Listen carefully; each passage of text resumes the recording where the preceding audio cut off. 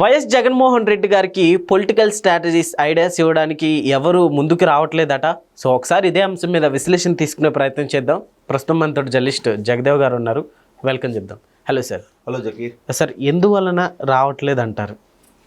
ఈ వార్త నిజమేనా? ఎందువల్ల రావట్లేదు అని అంటే చిన్న ఎగ్జాంపుల్ చెప్తాను. ఈ మధ్యన ఒక ఇన్సిడెంట్ జరిగింది. ఏంటి? మొందా తుఫాను అతలాకుతలం చేసింది ఆంధ్రప్రదేశ్ని, ఈవెన్ తెలంగాణలో కూడా కొన్ని ప్రాంతాన్ని. అట్లా అతలాకుతలం చేసినప్పుడు రైతులు బాగా నష్టపోయారు, కొంత ఆస్తి నష్టం జరిగింది. ఇక ప్రాణ నష్టం విషయానికి వస్తే మంత్రులు, ప్రజాప్రతినిధులు అందరూ క్షేత్రస్థాయిలో పర్యటించి ఇంటింటికి వెళ్ళి ముంపు గ్రామాల ప్రజలను హెచ్చరించి, అమ్మా బయలుదేరండి రండి అని చెప్పి వాళ్ళని ఒక సురక్షిత ప్రాంతాలకు తరలించి వాళ్ళకు పునరావాస కేంద్రాలు ఏర్పాటు చేసి ఫుడ్ అన్నీ అరేంజ్ చేసి, అది ఎప్పుడు గ్యాప్ ఇస్తే ఆ గ్యాప్లో వెంటనే 48 అవర్స్ తరువాత ముఖ్యమంత్రి ఏరియల్ సర్వే చేసి పంట నష్టాన్ని సాయంత్రానికి అంచనా వేసి కేంద్రానికి లేఖ రాసి, ఇన్ని శరవేగంగా, అంటే ఎంత శరవేగంగా అంటే కునుకు నిద్ర లేకుండా, ఈవెన్ మంత్రి లోకేష్ గారు పిలుపునిచ్చారు, ప్రతి ఒక్కరూ ఎవరు దయచేసి సెలవులు పెట్టద్దు, ప్రజాప్రతినిధులు కూడా వాళ్ళు నియోజకవర్గాల్లో తిష్ట వేసుకుని కూర్చోండి, ప్రజలకు అందుబాటులో ఉండండి దయచేసి అని. సో అంతగా చేస్తే ఈయన మొందా తుఫాన్ అయిపోయింది, చల్లబడిపోయింది, మళ్ళీ ఎండెక్కేసింది, సూర్యుడు నడినెత్తును వచ్చాడు, అంతా అయిపోయాక 8 రోజుల తర్వాత 9 రోజుల తర్వాత వచ్చి ప్రభుత్వం మీకు ఏం చేస్తుంది, ఏమింది అందిస్తుంది అని ప్రశ్నిస్తున్నాడు. పైపెచ్చు కారు దగ్గరికే వాళ్ళు పంట తీసుకొచ్చారు, ఒకసారి మాత్రం దిగెళ్ళారు. అంతకుముందు అధికారం ఉన్నప్పుడు ఎలా ఉంటే ఆ పంటల దగ్గర కూడా ఒక స్టేజ్ వేసేసి షెడ్ వేసి భారీ హంగామా. ఇప్పుడు అదేది లేదు. మరి ఇప్పుడు కూడా అలాగే వెళ్ళొచ్చు కానీ అదే షెడ్ వేసి, మరి అప్పుడు అధికారం ఉన్నప్పుడు కిందకెందుకు దిగలే? సరే మొత్తానికి చేసి ఆయన తిరిగి వెక్కిరించి ప్రభుత్వాన్ని ఏదో మన ప్రభుత్వం ఉన్నప్పుడే బాగుండేది, ప్రభుత్వం రైతులు పట్టించుకోవట్లేదు అన్నట్టుగా ఏదో చెప్పారు. సో ఇక్కడ ఏ స్ట్రాటజిక్ మేనేజర్ వచ్చినా ఎవరైనా కానీ ఏం చెప్తారు?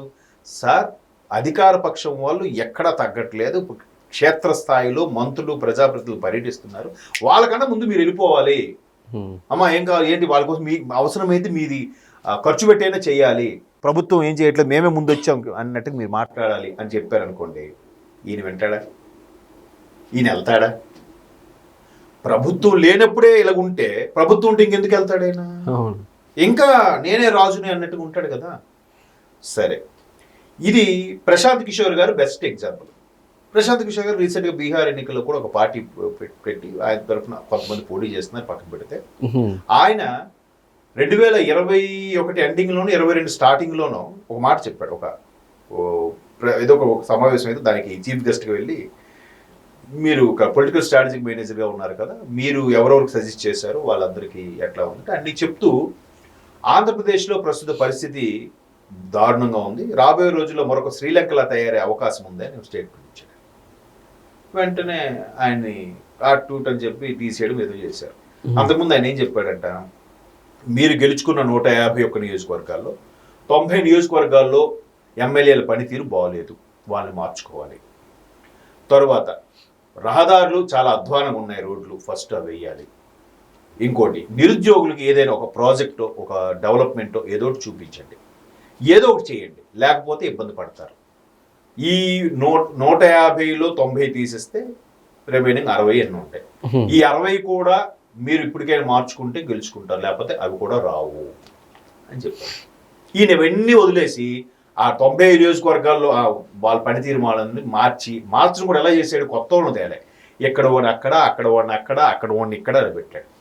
ఎవరికైనా స్థానికత బలం అనేది ఉంటుంది. మీరున్నారు, మీది విజయవాడ లేదా గుంటూరు అనుకోండి, మీ ఊర్లో ఉండి మీకున్న పలుకుబడి, మీ ఊర్లో మీకున్న ఇన్ఫ్లుయెన్స్ బయట ఊరికి వచ్చే ఉంటుందా? తెలియదు కదా. సో మీరు పక్క ఊర్లో పోటీ చేస్తే మీకు ఎవరు తెలుస్తారు? అదేం కాదబ్బా, నా ఫోటో పెట్టండి నేను గెలిచేస్తా, నా ఫోటో పెట్టు మీరు గెలిచేస్తారు అని అంటే ఎప్పుడు ప్రజలు ఇంకా అమాయకులు వాళ్ళు. సో అట్లాంటి డెసిషన్స్ తీసుకొని ఘోర పత్రానికి కారణమైంది. మరి అది వినాలి కదా, వినలేదు. ఐపాక్ టీం కూడా ఈయన బయటకు వచ్చాడు Prashant Kishor. But IPAC team ఉంది, ఐపాక్ టీం సర్వే ఇచ్చింది, ఖచ్చితంగా జగన్మోహన్ రెడ్డి వైనాట్ 175 అన్నారు, బంపర్ మెజార్టీతో గెలిచిపోతున్నారు, ఈజీగా 120, 130 అయితే గ్యారెంటీ వస్తాయి, వై నాట్ 175 రాకపోయినా కానీ అన్నట్టుగా అన్నారు. నేను ఆ సందర్భంలో కొంతమంది వైసీపీ మిత్రులతో, వైసీపీ కార్యకర్తలతో చర్చించాను. సార్ ఏంటిది మీ వాళ్ళు ఎక్కడ విన్నా కూటమి సర్వే గురించి, కూటమి గురించి ఎక్కువ వినిపిస్తుంది, నేను న్యూట్రలైజ్ చేసి చెప్తున్నాను, నేను దేనికి పార్టీకి ఫేవర్గా మాట్లాడలేదు అని అంటే, లేదు మీ బోగస్ వాళ్ళు వెళ్ళలే, మీరు బోగస్, మరి మావే బోగస్, మీ బోగస్ కాదా అని ఎట్లా పోటీ పడ్డారు. ఇప్పుడు ఏమైంది, దారుణంగా కేకే సర్వే చెప్పినట్టుగా 11కి పరిమితమైంది. అది అన్నీ చెప్తే వీళ్ళు విన్నారా, నమ్మారా? నువ్వు చంద్రబాబు నాయుడు గారికి ఫేవర్గా మాట్లాడతావు, నువ్వు పవన్ కళ్యాణ్కి ఫేవర్గా మాట్లాడతావు అనేవాళ్ళు తప్ప యథార్థం తెలుసుకోలే, ఆ మాయలో ఉండి. సో ఇట్లాంటి పరిస్థితుల్లో ఎవరేం చెప్పినా వినకుండా కేవలం సజ్జల గారు లేదా ధనుంజయ రెడ్డి గారు, అదే ఎవరు కేఎన్ఆర్ గారు లాంటి వ్యక్తులు చుట్టూ ఉండడం వల్ల ఆయన మంత్రులు కాదు, ప్రజాప్రతినిధులు కాదు, ఎవరిని కలవపోతే ఆఖరికి కార్యకర్తలు కలిసే పరిస్థితి ఎక్కడుంది? తల్లి చెల్లి కూడా అపాయింట్మెంట్ లేకుండా వాళ్ళు దూరంగా ఉంటే, ఇంట్లోనే నీకు ఓట్లు పడకపోతే ఎవరు వింటారు? అలా మారే పరిస్థితి రావాలిగా. అయితే చాలామంది విశ్లేషకులు చెప్పేది ఏంటంటే, సార్ జగన్మోహన్ రెడ్డి గారికి ఇప్పుడు అర్జెంట్గా ఒక స్ట్రాటజిక్ మేనేజర్ అవసరం. ఎందుకంటే ఏ ప్లానింగ్ లేకుండా ముందుకెళ్తున్న ఏకైక రాజకీయ పార్టీ నాయకుడు ఎవరైనా ఉన్నారు భారతదేశం ఉంటే ఆయన ఒక్కడే. ఏది ప్లానింగ్ ఉండదు, ఏముండదు, నేనుంటే చాలు, నా ఫోటో ఉంటే చాలు, గెలిచేస్తామనే తలంపులోనే ఇంకా అదే ట్రాన్స్లోనే బతికేస్తున్నాడు ఆయన.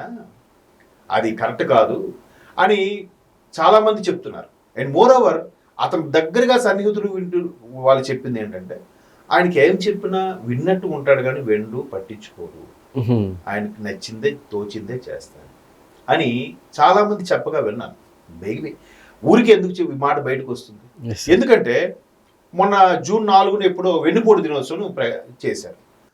కార్యకర్తలు, నాయకులు అందరూ వెళ్ళి రోడ్డు మీదకి వెళ్ళి ధర్నా చేయండి అంటే, పాప అంబటి గారు, ఆ పేరుని గారు, ఎవరు తోచింది వాళ్ళు ఆయా ఊర్లలో, ఆయా నియోజకవర్గాల్లో వాళ్ళు చేశారు. మరి ఈయన ఎక్కడ? ఈ నాయకుడు కదా, ఈయన ఎక్కడో ఉండాలి కదా, ఈయన ఎక్కడ ఉన్నాడండి? ఈయన వెళ్ళి బెంగళూరు ప్యాలెస్లో ఉన్నాడంట. మొన్న వర్షం పడింది, మొందా తుఫాన్ వచ్చింది, ఇంతకుముందే చెప్పాను. ఈయన ఎక్కడున్నాడు ఆ టైంలో? తుఫాను వచ్చి అన్ని చల్లబడిపోయి ఎక్కడో అక్కడ సర్దుకున్నాక అప్పుడు వచ్చి నువ్వు పరామర్శిస్తావా?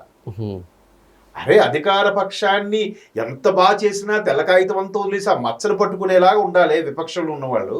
అదంతా పోయి వీళ్ళు ఇంకా కూల్గా వెళ్తానంటే ఎట్లా? క్లియర్గా దానికి మీద కింద ట్రోల్స్ ఇప్పుడు ఎలా నడుస్తున్నాయి. అరే ఆయన ఎవడో లండన్ నుంచి వస్తాడు, దుబాయ్ నుంచి వస్తాడని లోకేష్ గారిని విమర్శించారు జగన్మోహన్ రెడ్డి. చంద్రబాబు నాయుడు ఏరియల్ సర్వే చేసి వెళ్ళిపోతాడంటే అన్నారు. పోనీ వాళ్ళు వచ్చి అలాగైనా చేశారు. నువ్వేం చేసావయ్యా? 8 రోజుల తర్వాత ఇప్పుడు వచ్చావు నువ్వు ఫీల్డ్లోకి. అధికార పక్షంలో ఉన్న వాళ్ళు ఇంక ధీమాగా రావచ్చు, మందే కదా అధికారం, నన్ను అడిగేవాడు ఎవడలే అని. బట్ వాళ్ళు ముందున్నారు, నువ్వు వెనుకున్నావు. నువ్వు ఎలా ప్రశ్నిస్తావు? మరి ఇలాంటి వాడికి ఎవరు సజెస్ట్ చేయగలరు? నీకు ఎవడు చెప్పగలడు? ఎవడు చెప్తే వింటాడు? ప్రశాంత్ కిషోర్ లాంటి అంత నేము ఫేమ్ ఉన్న స్ట్రాటజిక్ మేనేజర్ మాటే మీరు వినకపోతే మీకు ఇంకెవడు చెప్పగలడు? ఇప్పుడు పార్టీ వర్గాల సమాచారం ఏంటంటే, ఎంత డబ్బైనా పర్వాలేదు, పార్టీ ఖర్చు పెట్టడానికి సిద్ధంగా ఉంది, మంచి స్ట్రాటజిక్ మేనేజర్ కావాలి అని. ఎవరు వస్తారు? తెలిసి అందులోకి ఎవడు కాల్ పెడతాడు? కాబట్టి వాళ్ళ ప్రయత్నం వాళ్ళు చేయడమే. ఏదో చాలామంది పెద్దలు, మా ఫాదర్ ఎప్పుడు చెప్పేవారు, బుర్రలో పుట్టైన పుట్టాలంట, ఒకటి చెప్పిందని వినాలంట. ఈ రెండూ జరగనప్పుడు ఆయన మార్చలేం. అంటే ఆలోచన అయినా రావాలి, లేదా ఒకటి మంచి సజెస్ట్ చేసి మంచి సజెషన్ తీసుకోవాలి. ఈ రెండు లేనప్పుడు ఇంకా వాళ్ళకు నమస్కారం ఉంటాయి, వాళ్ళు బాగా. Okay sir, thank you.